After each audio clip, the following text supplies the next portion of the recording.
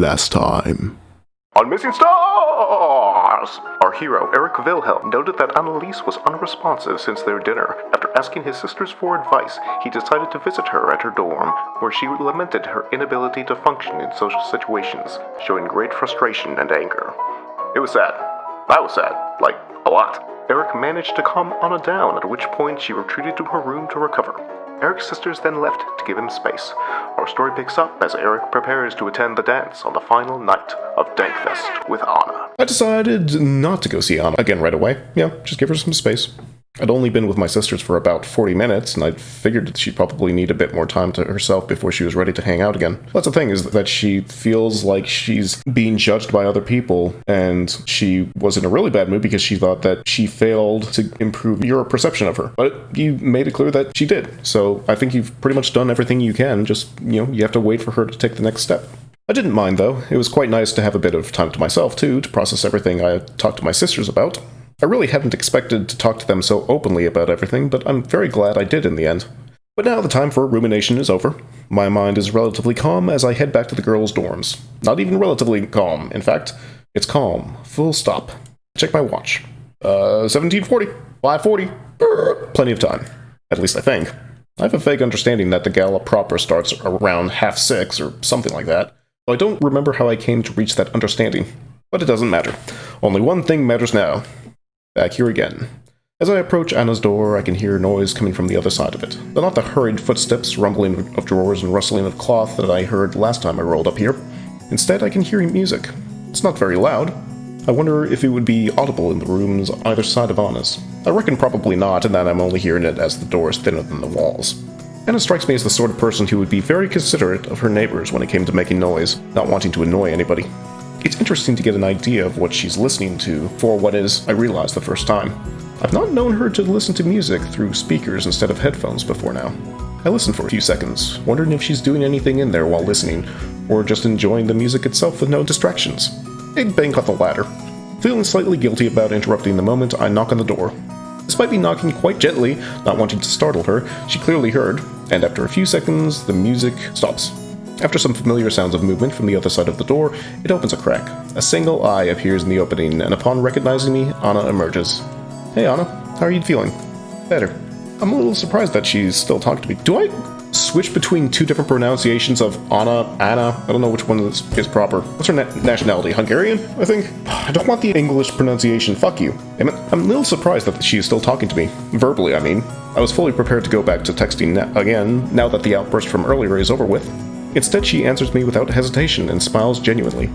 All recharged? She nods. What were you listening to in there? Oh, you could hear that? Just some chill stuff. Good to listen to if you need to calm down. It sounded great. You should share it with me sometime. Yeah, the artist is so talented. So the gala thing is pretty soon. It starts probably at 6:30. Her knowledge of the events takes me a little by surprise. I didn't think she was interested in it at all. Yeah, I think so. So do you want to get going soon? We'll want to get in there quick if we want to get decent seats, I'd imagine. Oh yeah, I wouldn't want to miss the waltzing. But okay, let's go. Oh, right, you ready to go? My immediate response is to feel overdressed for the situation, though on second thought it may be the opposite. I put on a smart pair of slacks, a dress shirt, and a waistcoat for the occasion, but Anna's still wearing the same casual outfit she had on yesterday. She gives me a questioning look. Why wouldn't I be? It's just, well, Ella mentioned that people dress up pretty fancy for it. Anna rolls her eyes. Of course she would. And maybe they will. But I'm not going to get up and dance in front of everybody, so what does it matter what I wear? Fair point. She looks at me up and down. It's nice that you made an effort, though. You look nice. My heart swells. Dude, you are so falling for her. Thank you. So do you, even if the concept of a turtleneck with drawstrings goes a bit over my head. She looks down at the strings dangling from her neck, then back to me. It's not hard to figure out, Eric. With drawstrings, I can do this. She tugs on them, just as she had yesterday, tightening the neck of her sweater thing a little. It's cold out there. It is indeed cold out here. I see mine and Anna's breath in front of our faces. The sun is starting to set, the sky tinged with crimson. Do you know what direction the big hall is in? We walk in the direction she roughly indicates, though she didn't seem certain herself. If this is the first year she's actually attended the thing, then it makes sense she'd only have a vague idea of where it's held. I'll trust her sense of direction, though. For now, at least. Figure I might as well ask Anna the last couple of questions I have about this thing before we get there. Is it going to be waltzes and stuff all night, do you know? I'm not sure. I think they usually get some groups from the music club to add some variety. I hope it's not waltzes all evening. Some of the students that play strings here are good, but it's not my thing. It's not? She gives me an appraising look. I'm surprised you need to ask me that after the list I gave you. Ah, well, there was a lot of variety in that list. There was no classical music on there, but I thought maybe you just left that out. No, it's not my thing. She repeats herself, then thinks for a moment, before continuing. Well, I could appreciate it, I guess. I don't listen to it in my spare time, though. Same. Hearing some classical music makes me feel like a child again. Dad used to play it in the morning when I was younger, so I guess it's that. Maybe they played it to you in the womb. That is a thing, isn't it? But nah, I'm sure I'd be smarter if they'd done that. True. I punch Anna lightly on the arm. Hey, that's my thing. You can't do that. I totally can. I owe you a bruise. I hope nobody heard you saying that. I look around, but no, there's nobody nearby. I imagine most people are already either inside the building or else have elected not to come at all. You want to go in? She looks apprehensively at the doors of the hall, but responds within a couple of seconds. Yeah, let's. It's busy in here, and quite loud, though it feels roomy enough. There's a large open area at the edge of the room, clearly meant as a dance floor, with neatly arranged tables and chairs on the other side. A small stage plays host to a few musicians who are currently playing a simple waltz. More for ambience than for dancing to, I suspect, but that isn't stopping some people. Where do you want to sit? Her eyes scan the room, lingering on the periphery, but she pulls them back to the center and points at a table close to the stage, just a row deep. We make our way over to it. I look around the room, more as we do, this time at the people... I look around the room more as we do, this time at the people, wondering if I might recognize anybody in particular. Plenty of the faces are vaguely familiar, though the names of the vast majority are unknown to me. A few stand out, though. I see Jean sitting a little while away, chatting animatedly with Isolde. She doesn't notice me. Spotting a glimmer of light, I see Lena in the corner, her mask reflecting one of the lights. She looks thoroughly disengaged, her camera in her hands. Must just be here for the newspaper. Turning back in the direction of the table we're approaching, I see that Fran, Natalia, and Sophia are on a table adjacent to ours. They're also deep in conversation, though, and don't spot us. We arrive at our chosen table and take our seats. Anna turns immediately to the stage. For all her talk of classical music not being her thing, she appears immediately engrossed in it. Her hand falls onto the tabletop, and her fingers begin tapping out the rhythm. I wonder if she knows that she does that, but I don't think it would be fair of me to ask. She's definitely the one that's underdressed of the two of us. Even I feel a little out of place. Plenty of guys around the place are wearing much fancier outfits than my simple three-piece. I can see shiny, silken floral lapels, puff ties, and flashes of cummerbunds left, right, and center. Nobody's wearing anything as casual as Anna, though. That said, she doesn't seem to care. Her attention is on the music, and not on anybody around her. She could even have forgotten I was there with her, judging from the look on her face. Do you know any of the people who are playing? Judging from her reaction, a slight start as she looks round at me, she had indeed forgotten I was there. I don't mind. I was sure she'd be much more nervous, so this relaxed demeanor is a positive. She smiles as her eyes meet mine, sending an unexpected frisson over me. What was that? It's getting hot in here. I said, do you know any of the musicians up there? Oh. She turns back to the stage, peering at the players, then points to one of them. The girl on viola is Agatha, and the cellist is called Jay, I think. I said a couple of words to them once last year. Oh yeah? What were they? No, I think. But both of them? Yeah. They asked me if I wanted to sit in a music club session, see what it's like. And you turned that down? She gives me a withering look. No. Back then, no actually meant I'd love to. Weird little St. D's quirk. Yes, I turned it down. I wasn't the social butterfly I am now back then. I chuckle. In the past, I might have wondered if I was supposed to laugh, but since the miraculous rebirth of our conversations from text into actual speech, it's become much easier to get to grips with Anna's personality. Did you want to sit in? Well, I said no, didn't I? Yes, but that doesn't mean you didn't want to. She looks slightly stunned for a second, staring into the middle distance. No, I guess it doesn't. It could have been nice. I've thought about it occasionally, giving the music club thing a proper go, I mean. There was that one time for 5 minutes, but I barely paid attention to what was going on. I was so nervous. You play any instruments? I do have a little keyboard and the guitar that I mess around with occasionally, but it's not anything serious. I know the basics on guitar, and I can't really play keyboard at all, like I said before. Nothing like them. She gestures again at the people on the stage. Well, why don't you give it another go? Another withering look, but this time without an explanation. I suppose the reason is obvious. I think for a moment. I could go with you, if you like, if that would make things easier. Her eyes light up. You would? Yeah, of course. It'd be fun. She looks joyous for a moment, her gaze focused on the middle distance again, but this time her mind is clearly alive with possibility rather than shock. After a second, though, her expression turns skeptical. I don't know if they'd have a slap for a harmonica player. You don't play anything else, do you? No. Definitely not. I scratched the back of my head. I can't even whistle, really. You can't whistle? How old are you again? 18. How do you get to be 18 without learning to whistle? That's a good question. I guess it never came up. Okay, I'm teaching you how to whistle. You just... But Anna is cut off, as a couple of loud tapping sounds come from the speakers around the edge of the room. The musicians had stopped playing without us noticing. We both turned to the stage. Bosworth is up there at the mic. Later, Anna mouths silently to me as Bosworth begins to talk. Students and esteemed guests, it is my particular honor to welcome you to St. Depict. Just blow. I blow hard through the O that is my mouth. Trying, but nothing happens. I can't whistle either. Anna looks slightly amused, shaking her head. Well, you'll keep practicing after today, won't you? This is an important life skill. I can't make any promises. Bosworth's speech went on for a fair old while, and was followed up by much more long and fairly dull speeches, and then performances from the choir. Solo was quite spectacular, even I could tell, but after that it got a little dull. A few students, Ella most certainly among them, seemed to enjoy it and were enraptured the whole way through. Most, though, looked quite disengaged, and I'm sure I heard a snore coming from the direction of Fran's tablets. Of fucking course, Fran! Once the speeches thankfully subsided, Anna jumped right into the apparently enviable task of teaching me to whistle. She purses her lips and produces a single sound, a single loud, clear note. Witchcraft. Just try one more time. Okay. I purse my lips in turn and suck in some air to prepare to whistle, but to my surprise, the inhalation produces a loud note of its own. I did it! Well done, although I don't know if it counts doing it inward-like. I feel a sharp tap on my shoulder. Okay, Wilhelm, I know you must be desperate at this point, but wolf whistling like that is really just bad manners.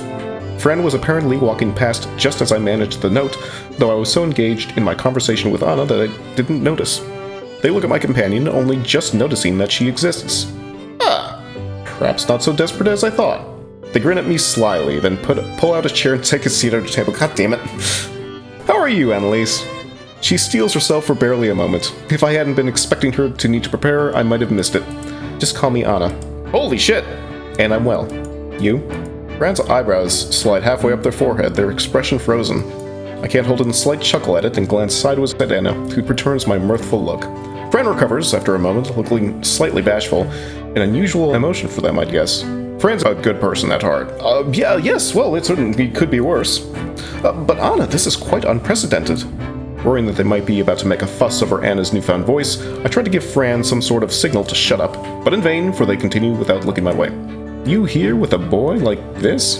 They lean in slightly, stage whispering into Anna's ear, but simultaneously winking at me. You could do better, love, I'm sure of it. Anna smiles, then playing along, nods resignedly. Not at such short notice. Fran guffaws. Delightful. This is just mean. Oh, Eric, old sport, it's all in good fun. Then they turn back to Anna and theatrically mouths, it's not. I love Fran. Are you here with anybody? Me? Oh, no, not worth it. You can have too much fun at one of these things as a lone wolf. Having to drag someone around would ruin it. Not that I mean to criticize the choice that you two have made. As Fran finishes blustering, the musicians on stage strike up another tune. It's not one I have much of an interest in. Anna shows some fleeting interest, but it doesn't last. Do you know if any other music gets played at these things, Fran? Or is it waltzes and choral stuff all night? Oh, they often get a few groups from the music club up here. Sometimes they're even bearable. Anna gives them a scornful look. Okay, some of them are really quite good. Talented little beasts. I'm a beast. They have here. I imagine they'll get a different group on stage in just a minute. Something a little less traditional, once the parents have started to leave, usually. I take a quick look around the hall. It's still very full, but I can see a few empty seats, and there's definitely less of a middle-aged presence. I'm gonna circulate, but it was ever so good to see you two. Really lovely to see you here, Anna. I don't think I've ever heard them being so gracious. See you later, maybe. Fran nods and departs, sucked quickly out of sight into the crowd. I love the way he handled that, too. He seemed like he was about to make a big deal of, oh, you're actually out of your room? But no, he turned it on its head into a joke at Eric's expense, as Fran is wont to do, which is why she's best lady boy. A minute or two passes. I forget what we were doing before Fran turned up, but it's no big deal. I feel no pressure to make conversation, sipping my drink instead. After a few seconds, Anna pokes me on the arm. I turn to her. She looks a little shaken. Oh geez. Eric, do you think we can go outside for a minute or two? What? Why? Yeah, oh yeah, of course we can. You alright? She looks ruefully down the table. I didn't think that would be sprung on me. It was a lot. This surprises me. Anna didn't seem to struggle much at all with Fran's presence. He was a spectacular actor if it was truly a bad enough experience to warrant leaving the building. Now though, her expression is almost dour, and her hand is up on the table, her fingers silently tapping out some chaotic rhythm. Okay, that's alright. Let's go take a breather. As we get up, I notice the stage is empty of classical instruments, and some other group is setting up. I don't know for sure, but I think I recognize a couple of them as the pair that played at the music club stall during the open house. I consider pointing this out to Anna and suggesting maybe it would be nice to stay and listen to them, but now is clearly not the time. Anna straightens up and I start slowly forging a path through the crowd, with Anna following close behind. Close behind. It's a bit of a battle. I don't know how Fran managed to sink into it quite so fast. More than a minute of squeezing past people and almost spilling drinks later, we just about reach the door to the hall, and I turn to check again that Anna is still with me. She is. Behind her, the group is on the stage, looks to be 5 people, start playing. It's a bright, chill tune, a huge difference from the waltzes being played before. Anna stops in her tracks, her mouth forming a small circle. I glance down. The fingers on her right hand have already found the beat and are tapping it out on her thigh. In a way that's hard to describe, her face changes. It lights up. She turns to the stage, gazing at the players. Snapping out of it after a few seconds, she turns to me. Fuck it. We're going over. I feel the joy that she does, my apprehension evaporating. Okay. We approach the stage, this time with Anna leading the way. There's already a larger crowd gathering than there was for the classical music. It's an unusual piece of music to dance to, but there's a beat there, and as we approach the dancers, the vibe of positivity is infectious. Anna stops at the edge of the dance floor. I pull up alongside her, shoulder to shoulder. Or elbow to shoulder. It doesn't look as though she's interested in going any further, but that's okay. I watch as she stares avidly at the band, bobbing her head a little in time to the music. She looks at me and smiles, but then back to the band. Can't keep her eyes off them. Her eyes sparkle, reflecting the lights of the stage. She isn't crying, but her eyes are certainly a little wet. My heart flutters. I glance back at the stage occasionally, but it's hard to take my eyes off Anna. Does this make me a creep? Maybe, but I feel like I can't miss this moment. She bumps into my upper arm. I realize she's now swaying a little from side to side in time with the music. I join her. Fuck it, indeed. I quickly glance around. Nobody's looking, nobody cares. Anna's realized that too, it seems, or else never thought of it in the first place. We stand there, side by side, moving with one another as the band carries away our worries. Time stands still and yet moves infinitely. The song could be going on forever.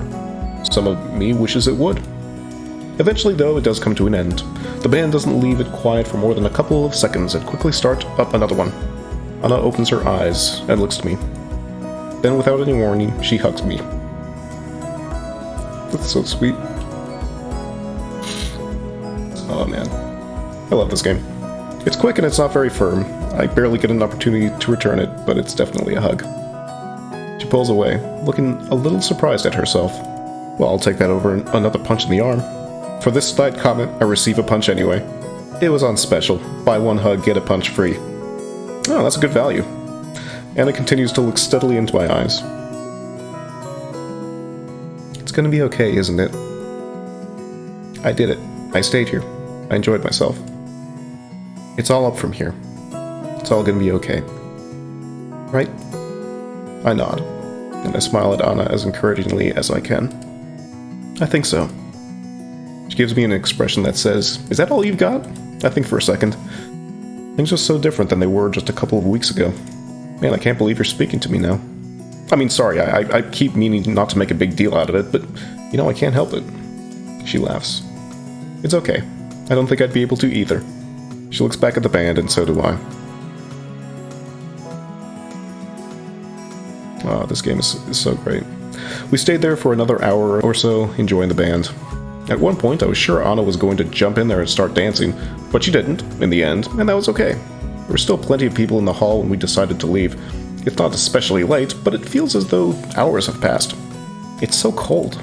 I'd given Anna my jacket, being the chivalrous young lad that I am, but it's quite thin, and it is bloody cold. She turns to me and shivers a bit. I'm so glad I did that. Thank you for... Hey, don't thank me. You did it. Nothing to do with me. She smiles. That's very sweet, but you know I wouldn't have done it without you. Hey, you never know. If you would have found some other guy with a bum leg and no identifying features other than an inexplicable love of climbing mountains. She balls her hand into a fist and makes it to punch me. Don't make me ruin this moment. I laugh, and she drops her hand back to her side. I've let so many of these galas just pass me by. I didn't know what I was missing. I mean, I did, actually. That makes it even worse. But here we are. I've done it. Then, surprising me more strongly than she ever has yet, she points her mouth at the sky, her face bathed in moonlight, and shouts, I've done it! Oh, that's so cool. Catching on quickly, I whoop with her, thrusting a fist into the air. Not entirely sure what it is she's talking about, or what it is she's done, but now's not the time to ask. It barely enters my mind. But now I think if I don't get into bed within the next 2 minutes, I might actually collapse. Just being around people is exhausting, let alone interacting with them. How do people do this every day? God knows. But hey, you're on your way to doing just that. Oh no. She shakes her head. Not every day. Maybe a couple times a week, in a year or so. I laugh, and so does Anna, trailing it off with finality. Good night, Eric. And I mean it. Such a good night. She turns and disappears into the dormitory, giving me one final small wave as the sliver of light spilling out from the double doors disappears. As I turn and walk towards my dorm building, I can only hear one thing echoing my head. It's gonna be okay, isn't it? Oh, that was beautiful. Oh, that was so beautiful. So, I guess take a moment to review Anna's route. Again, this is months after I initially finished it, but this is the first time I've read it in 5 months, and I forgot how many beautiful, beautiful moments there were, but I loved it. Absolutely loved it. The rapport that she builds with Eric is so endearing, and it's so entertaining, and it's really cute, and it's funny. It's just a joy to read, and the conflict that arose with Anna just getting down on herself because she's having difficulty, which is pretty common with people who have, you know, mental illnesses. It's pretty easy to get fed up with dealing with this shit on a day-to-day basis. That hit pretty close to home. It was very engaging. I thought Eric handled the whole situation really well. He just tried to encourage her and just reassured her that he was there for her, and that's really all you can do sometimes. I enjoyed that a lot. And that little moment, it's gonna be okay. It's just a beautiful, beautiful moment. This game's great. I love it. So yeah, Anna's route. Honestly, I can't really think of any way to improve it. We even got an exchange with Fran, and we got to see a slightly softer side of them. So yeah, this is great. I love this game, and I encourage you to play it. So, we're all broken together. Thank you.